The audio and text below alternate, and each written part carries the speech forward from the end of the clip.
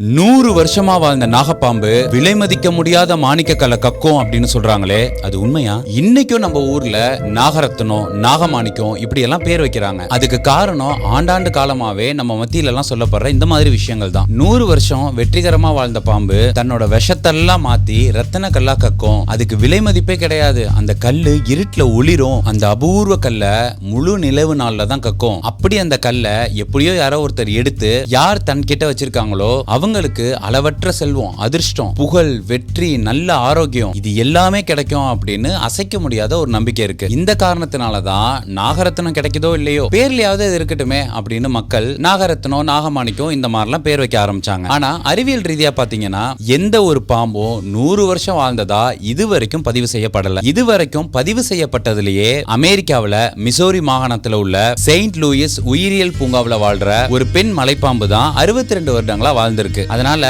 100 வருஷத்துக்கு ஒரு பாம்பு வாழ்றதே அறிவியல் ரீதியா நிரூபிக்கப்படல. அதே மாதிரி இந்த நாகமாணிக்கத்தோட தொடர்பு படுற ராஜநாகம் அப்படின்னு சொல்றாங்களே, கிங் கோப்ரா, அதோட அதிகபட்ச ஆயுள் காலமே காடுகள் எல்லாம் பாத்தீங்கன்னா 20 வருஷம் தான் சொல்றாங்க. இந்த பாம்புகளோட உடல் கூற்றுப்படியும் கடினமான ரத்தின கல்லெல்லாம் உருவாக்குற திறன் இதுக்கு கிடையாதான். இதோட சேர்த்து 100 வருஷம் வாழ்ந்த பாம்பு தான் நினைச்ச உருவத்தை எடுக்கும் அப்படின்னு எக்ஸ்ட்ரா கதைகள்லாம் கூட உண்டு. இது நம்ம கலாச்சாரத்துல மட்டும் இல்ல, பல்வேறு கலாச்சாரங்கள்லயும் சொல்லப்படுற ஒரு கதை தான். இது நம்பிக்கையா இருக்கலாமே தவிர அறிவியல் ரீதியா இதுக்கெல்லாம் ஆதாரமும் இல்ல, உண்மையும் இல்ல. இந்த மாதிரி வேற ஏதாவது கதைகள் நீங்க கேள்விப்பட்டிருக்கீங்க அப்படின்னா அதையும் கமெண்ட்ல சொல்லுங்க.